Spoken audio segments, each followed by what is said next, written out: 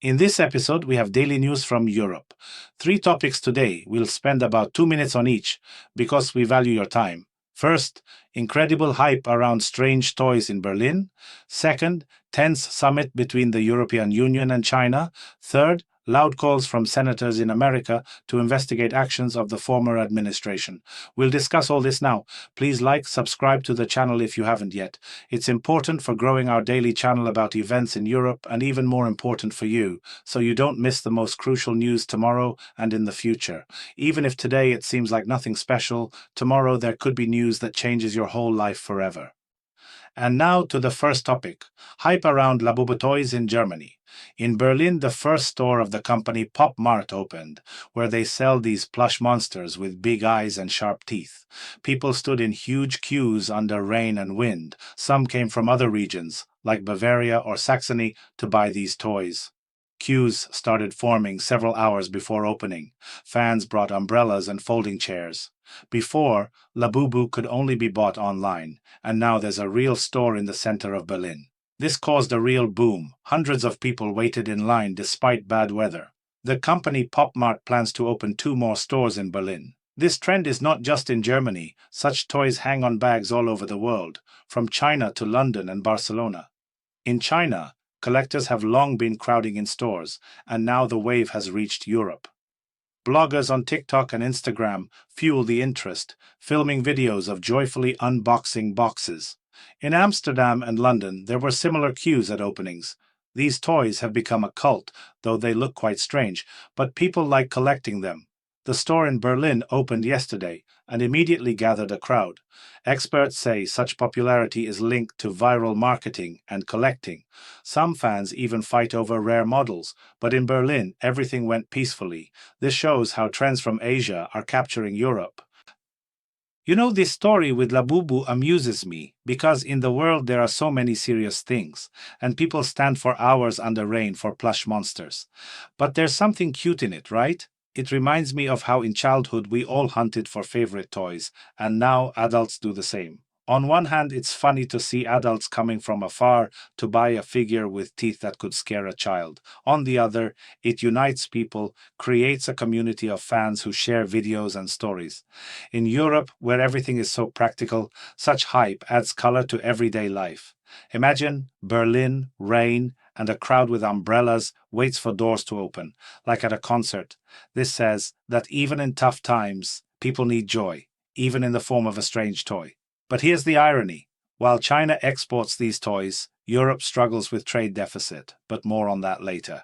And Labubu, they're harmless. And if they make someone happy, why not? Maybe I'll buy one too, to hang on my bag and remember this Berlin chaos. In the end, in a world full of political news, such trends are like fresh air. Moving to the second topic, summit between the European Union and China. Yesterday in Beijing, the 25th summit took place, but it was shortened from 2 days to 1. Leaders of the European Union, Antonio Costa as chairman of the European Council and Ursula von der Leyen as head of the European Commission, met with Xi Jinping. Despite smiles and handshakes in photos, the atmosphere was tense. The main problem: huge trade deficit of the European Union with China, which last year reached 300 billion euros. The European Union insists on balance in trade, complains about overproduction in China, and restrictions on rare metals. China, in response, called for mutual understanding and trust, said that challenges for Europe are not from China. Xi Jinping stressed that in an unstable world, correct decisions are needed. The only thing they agreed on, not to retreat from the Paris Agreement on climate and to strengthen the fight against changes. But other questions, like the war in Ukraine or cyber attacks, were not resolved. Brussels took the shortening of the summit with relief because they expected more tension. Experts say this is not a breakthrough, but just maintaining dialogue. This year marks 50 years of diplomatic relations, but trade disputes overshadow the celebration. The European Union wants China to open the market and remove barriers. China promises, but without specifics. This shows how hard it is to find common ground in the current world.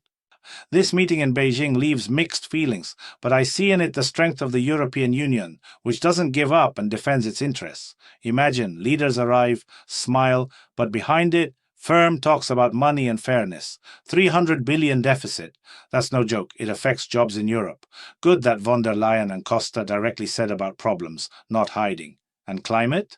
The only consensus, but how important? In a world where weather is going crazy, such an agreement is a step forward. The irony is that while China talks about trust, Europe waits for real actions. But dialogue continues, and that's better than silence. Remember, 50 years ago, no one thought relations would reach this level. Now, in the 25th year, despite tension, they seek ways. This inspires. Europe shows how to be principled but open. Maybe the next summit will be longer and more productive. And meanwhile, it's good that climate wasn't forgotten because the future of all depends on it. Now, to the third topic, calls from senators in America to investigate actions of the Obama administration. Senators Lindsey Graham and John Cornyn turned to the Attorney General with a request to appoint a special prosecutor. They want to check to what extent former President Obama and his team used national security for political purposes during the elections of 2016. This is connected to the so-called Russian dossier and accusations of collusion. Graham wrote about this on social network X, saying that, for the good of the country, investigation is needed. They claim the administration manipulated intelligence against opponents. This is not a new idea. Such calls sound more and more often. Republicans say this will help clean politics, but Democrats consider it political revenge. Obama hasn't commented yet, but his representatives deny violations. Experts note that such investigations can drag on and polarize the country. In the past, there were similar cases, but without big results. Graham and Cornyn face challenges in their states, so this could be part of their campaign. All this happens against the background of preparation for new elections. American politics is full of such turns, where old cases surface again. This story with calls for investigating Obama seems to me like an endless circle in American politics, where everyone accuses everyone. On one hand, if there were violations, they need to be checked, so trust in the system doesn't collapse. But on the other, how long can we dig into the past when there are so many challenges ahead? 2016th year is long gone, and they still pull these threads. The irony is that those who shout about justice may use it for their own goals. Graham and Cornyn, experienced politicians, but their call looks like a response to old grievances. In Europe, we look at this and think how important it is to have stable institutions. Americans love drama, but it distracts from real problems like global security. Maybe a special prosecutor will find the truth and everyone will calm down, or it will just add noise. In any case, it's a reminder that politics is not a game, but responsibility. Please subscribe to the channel if you haven't yet. It's important for growing our daily channel about events in Europe and even more important for you, so you don't miss the most crucial news tomorrow and in the future. Even if today it seems like nothing special, tomorrow there could be news that changes your whole life forever.